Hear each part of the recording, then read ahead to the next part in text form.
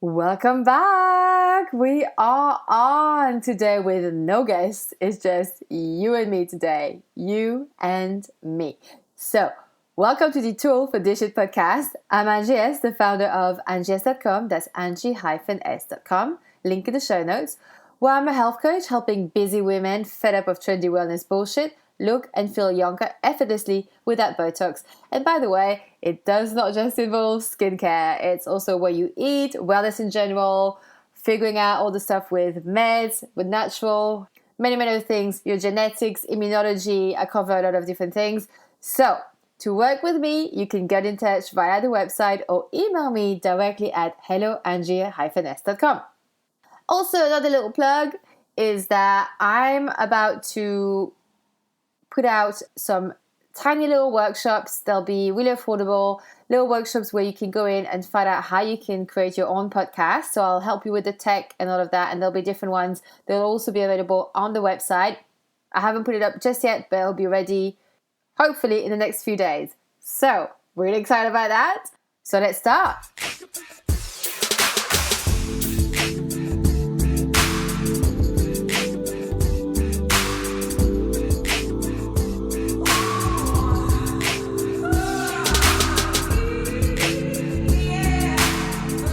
Just want to let you know, today there will be no hard topics. This podcast was partially created to be uplifting. So today I will do an episode on health where I'll give you some ideas to reduce stress in these times.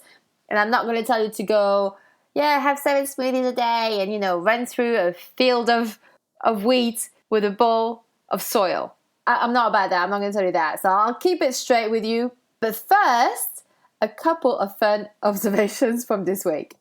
Listen, I am happy you're still here. It is halfway through 2020 and shit just got weirder just when we thought it couldn't. Oh, wow. Okay. UFOs? Not now, UFOs. We're not coping well right now on Earth. Cannot be dealing with any external input, okay? PR on Earth is maxed out. It's not personal. Do try and come back later. Our opening hours will be, let me think. We will need 2021 to recover. So do not come back before the year 3000 because, I won't be here. Nobody I know will be here. So knock yourself out back then. But Earth is closed for another millennium. Thank you so much for your custom, but no thanks. It's too much. I can't deal with more. I'm done. No more. Personally, look, I find it unlikely that we're the only ones in this universe, okay? I spoke about that to a mate of mine about this UFO stuff and how, no thanks. It did not even make the headlines. We were just no, not ready. Can't. Fuck that. And so from there, him and I went into the landing on the moon, which I believe happened. But he doesn't. And he's suspicious of clouds, which he still needs to explain to me. But anyway, the landing on the moon, part of his argument is the scale of Earth, which to him is off. He says the Earth should be way bigger from the moon because the moon is 4 times smaller than Earth. So it should look way bigger from the moon than the pictures we have on Google. So now he understands it is far away. The distance is far, but he still maintains that Earth is looking too small. To which I counter back with, 1, it is very far away. 2, it's pitch black all around Earth. And as we know, dark is slimming, so I don't really know why he's upset about her size. Maybe she was having an off day, she was feeling fat, decided to turn off the lights. I think we can all empathize. She is a circle after all. So, to which he laughed really hard. But again, he was on mushrooms, which I've never taken. So, I don't know if you guys are laughing, but I'm laughing on the inside, sober. So, I guess that'll count for one laugh. But turns out the joke is a little bit on me because I then went off and Googled images of the Earth from the moon. And she does look suspiciously small, I've got to say. Because it looks like half of the Earth is in the shot. But on that picture, from that angle, It looks more. Like, I mean, I'm not an astrophysicist, but maybe Stanley Kubrick could have researched this a little bit more. Allegedly. Okay. I do maintain, I still believe in the landing on the moon. I think, I don't know, he's starting to make some points, but yeah, I mean, I believe in it, but I gotta say, the size thing, maybe, I don't know. I'm not an astrophysicist. Okay, so let's get to the chunk of the episode. So today I want to share with you a few health tips to help you if you're feeling really stressed out at the moment, which a lot of people are.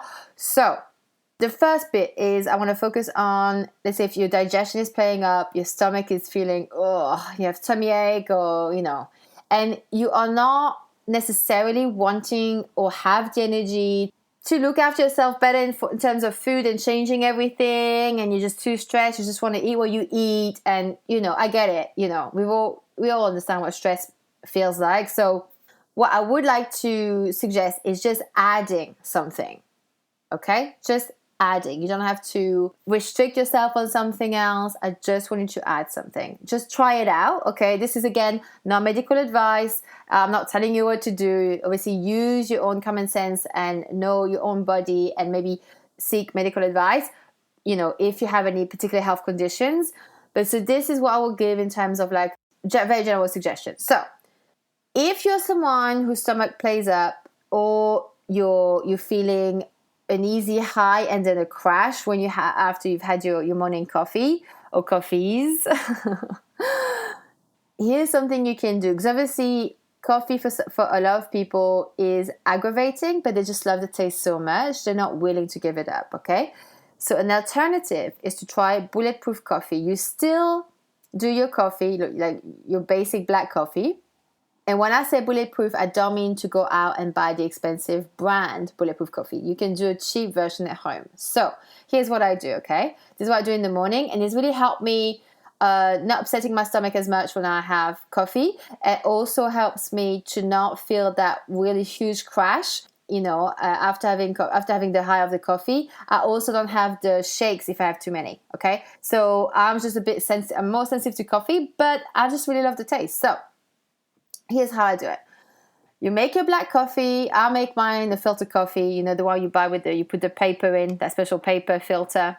But do your black coffee the way you do it at home, okay? Then I add MCT from this company called Bulk Powders. Now, I am not an affiliate. I'm just telling you what I do. I'm not currently an affiliate anyway. But MCT is from coconut. So this is great if you do a dairy-free routine. So you add MCT to this, and then I also add a teaspoon of butter, real butter. Now, if you don't want to add real butter, you could also try an oil, a good oil, like olive oil, for example. That's what I would recommend. I've tried it. It's quite nice with it. So black coffee, MCT, which is from coconuts, and then butter or olive oil, okay? Then you add all of this into a blender. Actually, I'll give you an extra tip. I also add cinnamon to mine. Like cinnamon powder is just really nice. But you don't have to. This is just like if you like to, I'll just like to sweeten it up a bit to make it sweeter. So I put cinnamon in. So you blend all of this together, and that's it. It comes out. It's a little bit foamy. Not like a cappuccino, okay? I'm not gonna lie to you. But it just looks nice, okay? It's like a mini treat at home. Then, what I really like about this is that amongst many other benefits, like I said, it will stop your caffeine jitters. It helps on concentration. It helps to not spike your blood sugar levels as much than if you just had coffee on its own. It's a little bit better on your digestive system because at least there's some other food-based ingredients in your morning coffee instead of just caffeine, okay? And water. If you can't access MCT, which is from the coconut, you can also add like full fat cream in your coffee. That will help stabilize your blood sugar level when you actually drink your coffee. So if you're getting coffee jitters, adding full fat cream, if you're not intolerant to it, helps too. That's what I actually do when I go to coffee shops. Sometimes it doesn't matter what I order, a latte, which I say doesn't matter. I always order a latte. I actually ask for like full fat cream on the side, like the real cream, like you have for dessert. And it just helps stabilize and not give me the jitters and that weird feeling in my head. So that's the first tip for stomach, if your stomach's upset. The second and last tip for the stomach, then we'll move on to sleep. The second one for the stomach would be adding, for example, I have 3 options here. So it'll be like probiotics and enzymes, okay? You can have those in forms of like kefir, kombucha, or fermented vegetables, okay? These are 3 different things. Now, for some people, kombucha is the bee's knees. For me, it does nothing. But this is why I'm suggesting it to you, because I know it works for some. For me, kefir and fermented vegetables is amazing. And I use the milk-based kefir. So I make it at home, but you can buy it in the stores. A brand I love for fermented vegetables is the Eat Wholesome Raw company. And I always buy their dill and garlic sauerkraut. Now, if you don't know what sauerkraut is, if you've ever seen or been to Belgium or Germany and order a hot dog, often you can get like sauerkraut on top, or choucroute in French, choucroute. And so it is that, but just healthier. One is raw, is just, cleaner, that kind of stuff. And I really love it. I love the taste. The reason why I said that company is because I've tried different ones and they're not all, some of them is like, ugh, the taste is not great. But, so that's an option just to add to it. Just add like on the side, like your fermented vegetables, you can add to the side of a salad or a soup or whatnot. The kombucha, you just drink it. Kefir, you could whiz it into your smoothie. Okay? Easy. I say easy. It's easy to eat. You just have to, obviously you have to procure it, buy it, whatnot. But, so those are the 2 things for the stomach. Now for sleep, okay? So if you're having problems sleeping, I'm going to give you some very like, what's the word? Like eagle view, advice. This is not specific to you. Because obviously if you're having problems sleeping, it could be things like you may be taking certain vitamins too late in the evening and you should be taking them in the morning, or the dose is too high. It could be, you could be on certain medication. There could be so many different factors. It could be hormonal.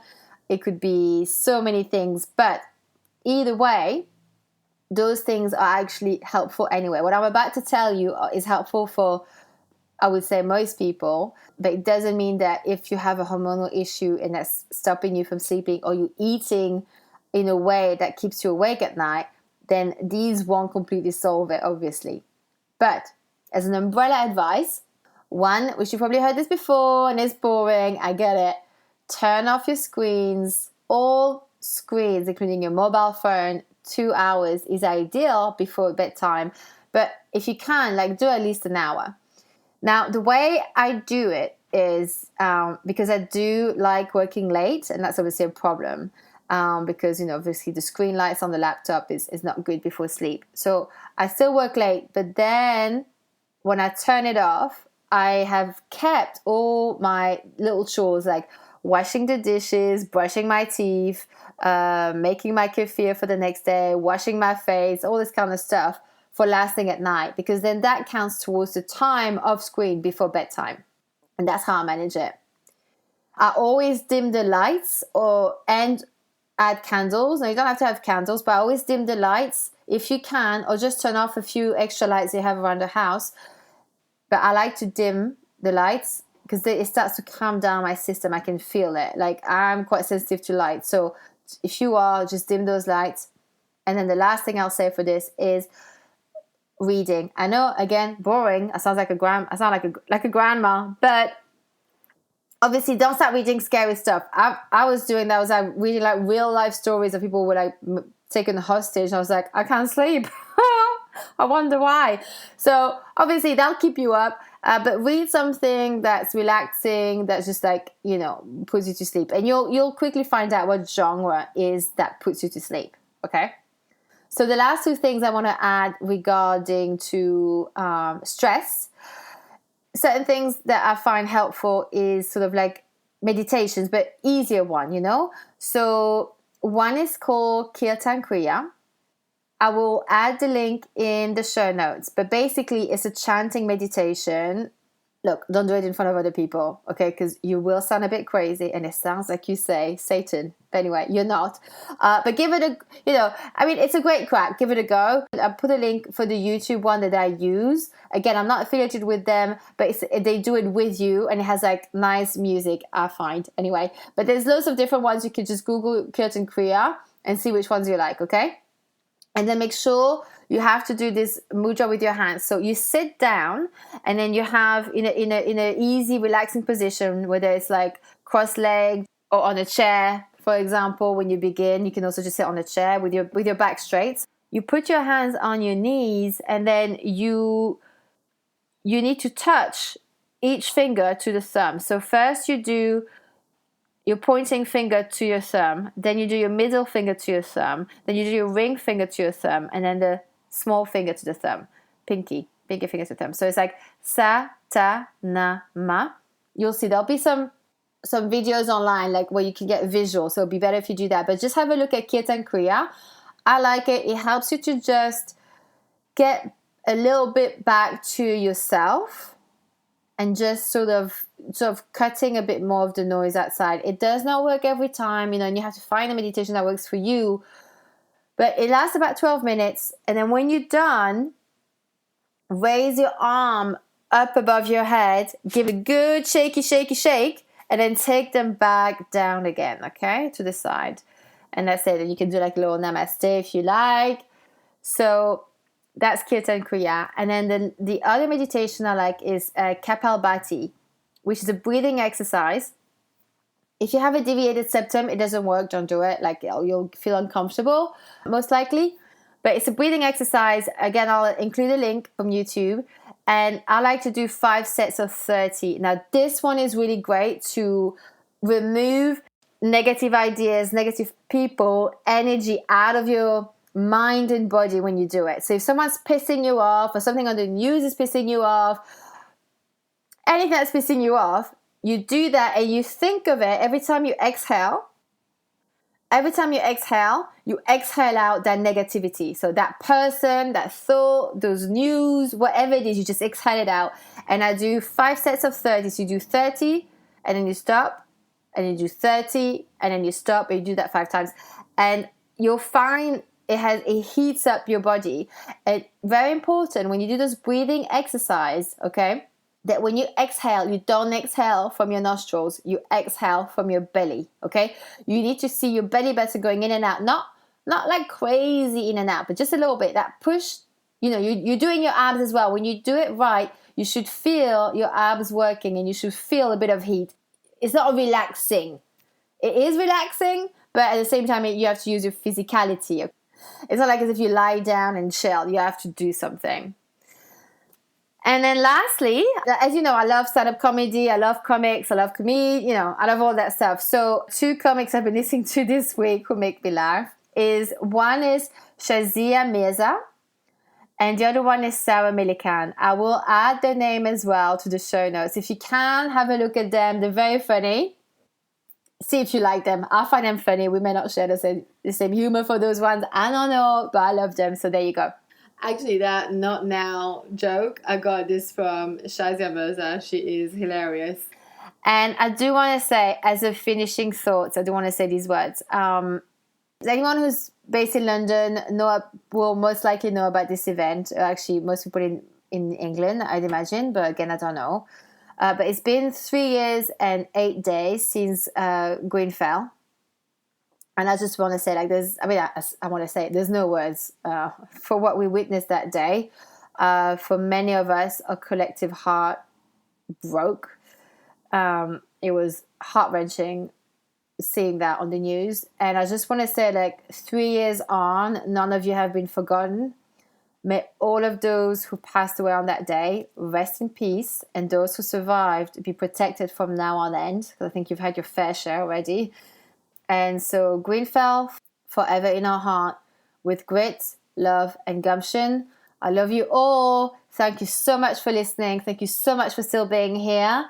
I hope this episode was, helpful, useful, uplifting. I know at the end I was obviously end up on a bit of a heartfelt thought, but it is also, we can also, in a way, celebrate the fact that, you know, we are alive today, you know, wherever you are in the world. If you're good, if you're listening to this, if you had a laugh or two, I can't ask for more right now. I'm just, you know, grateful for many, many things. And so I do wish you all well, and please don't stress out too much. Try and feel relaxed. If you have any question, you know how to contact me, the website, email, whatnot. So Instagram DMs, you name it. Get in touch. And yeah, of course, share this podcast with anyone you know and love. If you think it'd be helpful for them, that will really help me. Is this how you can, you know, help support, you know, these podcasts that get put out for you. I really enjoy doing this. I love it so much. And I just want to say a big, big thank you to you all. Thank you. Mwah! Have a good day, evening, or good night, wherever you are. And turn off that screen. Bye. And that's our episode. I hope you enjoyed it. Please don't forget to rate, review, share it, subscribe it on iTunes, follow it on Spotify, or whichever platform you listen from. However you show love is how you can support this show. Drop me your questions or suggestions for future episodes via the website at angie-ness.com, or come and find me on Instagram. I have 2 accounts. One is at Tool for This Shit Podcast and at Health Expert Angie. Link in the show notes. See you next week, and until then, Using health inappropriately.